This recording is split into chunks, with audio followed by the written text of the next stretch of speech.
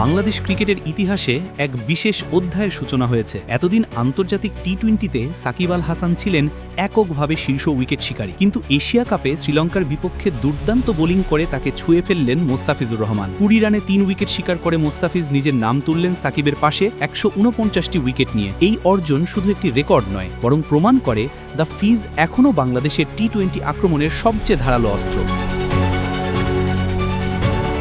Dubai আন্তর্জাতিক cricket স্টেডিয়ামে Asia কাপের সুপার 4-এর গুরুত্বপূর্ণ ম্যাচে নতুন ইতিহাস রচনা করলেন মোস্তাফিজুর রহমান। দীর্ঘদিন ধরে আন্তর্জাতিক টি-20তে বাংলাদেশের সর্বোচ্চ উইকেট শিকারীর রেকর্ডটি ছিল সাকিব আল হাসানের দখলে, তবে শ্রীলঙ্কার বিপক্ষে দুর্দান্ত বোলিং করে সেই রেকর্ডে ভাগ বসালেন মোস্তাফিজ। আজকের ম্যাচে শ্রীলঙ্কা ব্যাটিংয়ে নেমে তোলে 7 উইকেটে 168 রান। বাংলাদেশের পেসাররা মোট 12 ওভার বল করে দেন 106 রান, অর্থাৎ ওভার প্রতি খরচ হয় 8.83 রান। তবে এই ব্যাটারদের দাপটে ইনিংসে আলাদা হয়ে দাঁড়ান মোস্তাফিজ। তিনি 4 ওভারে মাত্র 20 রান দিয়ে তুলে নেন 3টি মূল্যবান উইকেট। ম্যাচ শুরুর আগে তার ঝুলিতে ছিল 146 উইকেট। প্রথমে কুশল পেরেরাকে ধীরনের হাতে ক্যাচ করিয়ে ফিরিয়ে এনে দলকে এনে দেন গুরুত্বপূর্ণ সাফল্য। এরপর নিজের শেষ ওভারে 3 বলের ব্যবধানে আঘাত হানেন দুই দিক থেকেই। কামিন্দু মেন্ডিসকে 2 বলে 1 রানে ফেরান, যার ক্যাচও ধরেন লিটন দাস। এরপর ওয়ানিন্দু হাসারাঙ্গা বড় শট খেলতে গিয়ে তুলে দেন আকাশে, যা তানজিদ হাসানের হাতে জমা পড়ে।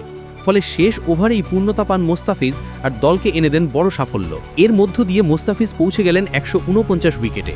আন্তর্জাতিক টি-20তে সাকিব আল হাসানও ঠিক সমান উইকেট নিয়েছেন, যদিও যাকে লেগেছে 129 ম্যাচ, আর মোস্তাফিজ মাত্র 117 ম্যাচেই ছুঁয়ে ফেললেন তার দেশ সেরা সহতীর্মকে। এখন দুজনই আন্তর্জাতিক টি-20র সর্বোচ্চ উইকেট শিকারীর তালিকায় 4র্থ স্থানে অবস্থান করছেন। তাদের উপরে আছেন নিউজিল্যান্ডের Ish Sodhi 150 wicket, Tim Southee 164 wicket এবং শীর্ষে আফগানিস্তানের রশিদ খান, যিনি সংগ্রহ করেছেন 173টি উইকেট।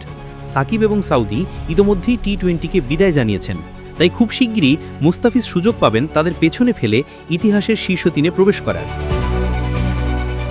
বাংলাদেশের জন্য এই অর্জন শুধু একটি পরিসংখ্যান নয়, বরং মানসিক শক্তিরও প্রমাণ। কারণ দীর্ঘ সময় ধরে ইনজুরি, ফর্মহীনতা আর সমালোচনার মধ্য দিয়েই এগিয়েছেন মোস্তাফিজ। তবুও সেরা সময় নিজেকে প্রমাণ করে দিলেন তিনি এখনও দেশের টি-20 আক্রমণের প্রধান অস্ত্র। সাকিব আল হাসানের পর এবার মোস্তাফিজুর রহমানের নামও লিখে গেল দেশের টি-20 ইতিহাসের শীর্ষ অধ্যায়ী। সামনে আরও অনেক ম্যাচ আছে, আর প্রতিটি ম্যাচেই সুযোগ থাকছে নতুন উচ্চতায় পৌঁছানোর। বাংলাদেশের ভক্তরা এখন শুধু অপেক্ষা করছে কবে মোস্তাফিজ এককভাবে হয়ে উঠবেন দেশের সর্বোচ্চ উইকেট শিকারী।